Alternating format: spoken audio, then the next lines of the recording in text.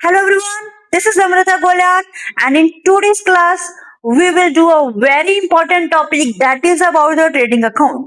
कल की क्लास में हमने देखा था फाइनेंशियल स्टेटमेंट क्या होती है, किसी भी फर्म के लिए इसे प्रिपेयर करना क्यों जरूरी है, इसकी इंपॉर्टेंस क्या है, फाइनेंशियल स्टेटमेंट किसी भी फर्म के लिए कौन कौन से ऑब्जेक्टिव फुलफिल होते हैं एंड वेरियस टूल्स का ओवरव्यू लिया था। और इसी सीरीज को आगे बढ़ाते हुए आज हम वेरियस टूल्स का वन बाय वन डिटेल में डिस्कशन करेंगे।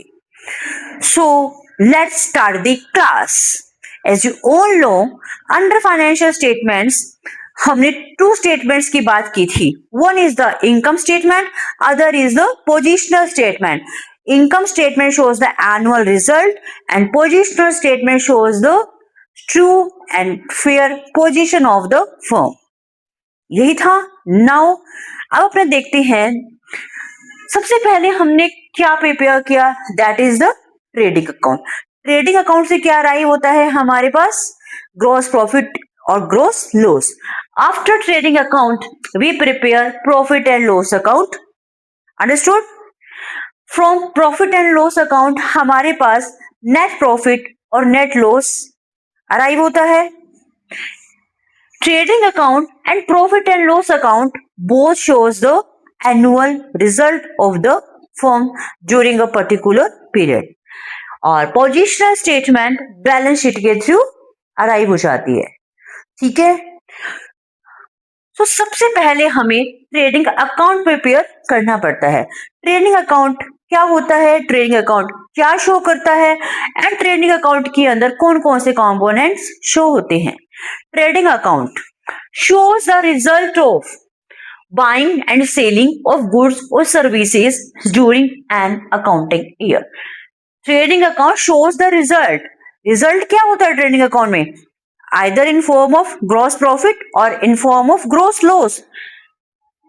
बट कौन कौन सी एक्टिविटीज कंसीडर करता है, only buying and selling of goods और सर्विसेज जिसमें आप डील कर रहे हो। It doesn't consider non operating activity, income और इनडायरेक्ट एक्सपेंसेस और नॉन ऑपरेटिंग एक्सपेंसेस। अंडरस्टूड? चलिए अब अपने रिजल्ट की बात कर रहे हैं तो देखते हैं रिजल्ट क्या होता है। As I said, it is the gross profit और ग्रॉस लॉस। इसे कैलकुलेट किया कैसे किया जाता है, रेवेन्यू फ्रॉम ऑपरेशन में से cost of goods sold deduct कर दी जाती है। If your answer is positive then gross profit होगा, if your answer is negative then you have a gross loss. It is not a net profit, not a net loss. Understood? अभी अपने सिर्फ pre level पे gross profit और gross loss calculate कर रहे हैं, net profit और net loss ये नहीं है, बिकॉज अभी हमने सिर्फ expenses related to goods consider किया है। जनरल एस्टेब्लिशमेंट एक्सपेंसेस या अदर इनडायरेक्ट एक्सपेंसेस कंसीडर नहीं किए गए हैं। अंडरस्टूड? अब आपके माइंड में क्वेश्चन आ रहा होगा, कॉस्ट ऑफ गुड्स सोल्ड होती क्या है and cost of goods sold calculate कैसे की जाती है। Students, very simple. Cost of good sold, जो गुड आपने सेल किया है उसकी क्या कॉस्ट आपने इंकर की है, that is the cost of good sold. Understood? चलिए, how we calculate opening stock. Opening stock क्या होता है, वो स्टॉक जो हमारा पिछले साल अनसोल्ड था, पिछले साल अनसोल्ड था या पिछले साल जो आपका स्टॉक में था, इस साल वो आपका ओपनिंग स्टॉक बन गया है। परचेजेस, इस साल जो आपने माल खरीदा है। Direct expenses, expenses, direct expenses वो होते हैं जो directly related, direct expenses are directly related to production और मैन्युफैक्चरिंग ऑफ गुड्स और सर्विसेज। ठीक है, एंड माइनस क्या करेंगे, closing stock. Stock remain at the end of year, ये सेल नहीं हुआ है सो इसे कंसीडर नहीं करते, so we deduct it. Understood? ये आ गई cost of good sold. Revenue from operations कह लो या नेट सेल्स कह लो, इसमें से cost of good sold less करेंगे तो अपने पास ग्रोस प्रॉफिट या ग्रोस लॉस लेफ्ट रहता है। चलिए अब अपने इसके परफॉर्मा की बात करते हैं ट्रेडिंग अकाउंट की।